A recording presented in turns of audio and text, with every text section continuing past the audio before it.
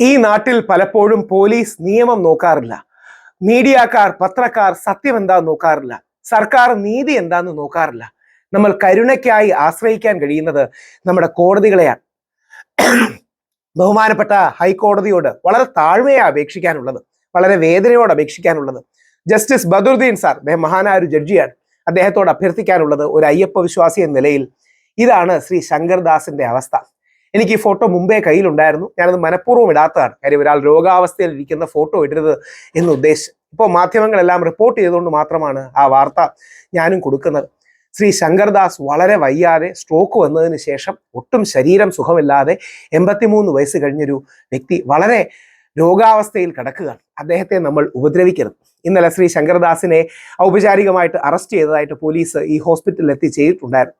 ഇതിലെങ്കിലും ആ നടപടികളും മറ്റു കാര്യങ്ങളും അവസാനിപ്പിക്കണം. അദ്ദേഹം ജയിലിലടക്കം പോകുന്നത് കാണുന്നത് വളരെ വേദനയാണ്. ഞാൻ ശ്രീ ശങ്കർദാസ് സാറിനെ ജീവിതത്തിൽ ഒരിക്കൽ പോലും കണ്ടിട്ടില്ല, ദൂരേന്ന് കാണുന്നതൊന്നും അല്ലാതെ വ്യക്തിപരമായി പരിചയപ്പെട്ടിട്ടില്ല. അദ്ദേഹത്തിന്റെ മകനാണ് ശ്രീ ഹരിശങ്കർ, DIG ആണ് ശ്രീ ഹരിശങ്കർ, അല്ലെങ്കിൽ പോലീസിലെ ഉന്നതമായ ഉദ്യോഗസ്ഥനാണ് ശ്രീ ഹരിശങ്കർ എന്ന് പറയുന്നു. അദ്ദേഹം ആണ് ശബരിമല യുവതികളെ കയറ്റിയതിന്റെ പേരിൽ അദ്ദേഹമാണ് എന്ന് ആരോപിച്ചുകൊണ്ട് കുറെ ആൾക്കാർക്ക് അദ്ദേഹത്തോട് ദേഷ്യമുണ്ട്. പക്ഷെ പ്രതികാരം ചോദിക്കലല്ല ഒരു അയ്യപ്പ വിശ്വാസിയുടെയും ധർമ്മം. ശബരിമലയെ സംഭവിച്ച സ്വർണ്ണക്കൊള്ള അത്യധികം വേദനിപ്പിക്കുന്നതാണ്. അതിലെ എല്ലാ ആൾക്കാരെയും അറസ്റ്റ് ചെയ്യണം. പക്ഷേ യഥാർത്ഥത്തിൽ ചില ആൾക്കാരെ, ഉദാഹരണം തന്ത്രി അടക്കം കള്ളക്കേസിൽ കുടുക്കുകയാണ് ചെയ്തത്. അത് പോട്ടെ, അത് മറ്റൊരു വിഷയമാണ്.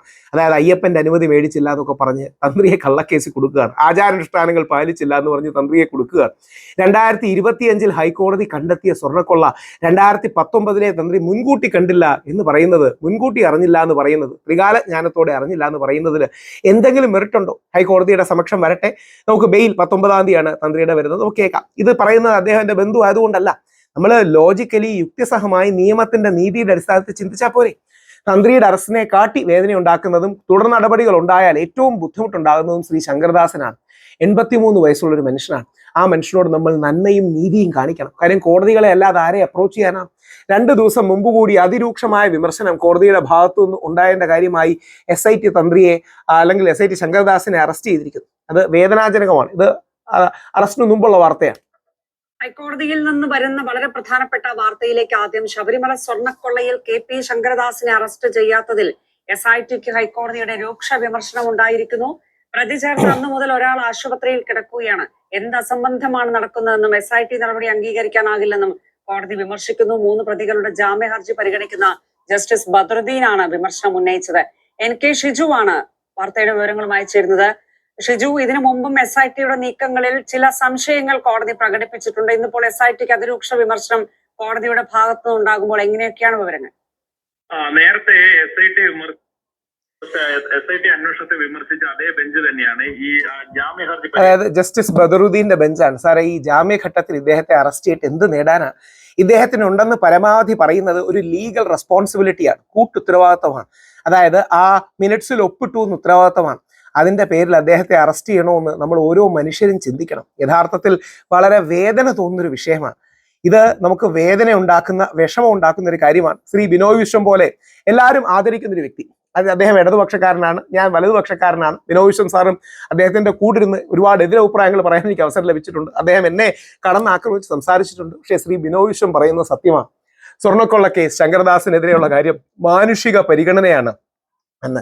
അത് CPI-കാരനായതുകൊണ്ട് മാത്രമല്ല, നമ്മൾ എന്തെങ്കിലും മനുഷ്യത്വം കാണിക്കാൻ ഇത്തരം കാര്യങ്ങൾ മുമ്പോട്ട് പോകാൻ കഴിയുമോ? അപ്പൊ യഥാർത്ഥത്തിൽ ഒരു മനുഷ്യത്വം ഇത്തരം വിഷയങ്ങളിൽ കാണിക്കണം. ഇനിയും ഫർദർ നടപടികൾ ഉണ്ടാകരുത്.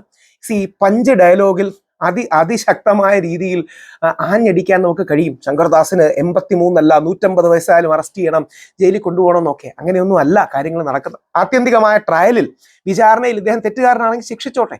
പക്ഷെ ഈ ഘട്ടത്തിൽ അദ്ദേഹത്തെ എന്ത് ശിക്ഷിക്കാനാണ്? ചോദിച്ചറിയാൻ പോലും ഒരുപാട് ലിമിറ്റേഷൻ ഉള്ള ഒരു വ്യക്തിയെ നമ്മളായിട്ട് ദ്രോഹിക്കരുത് എന്നുള്ളതാണ് ജസ്റ്റിസ് ബദറുദ്ദീനോട് താഴ്മയേറിയ അപേക്ഷ.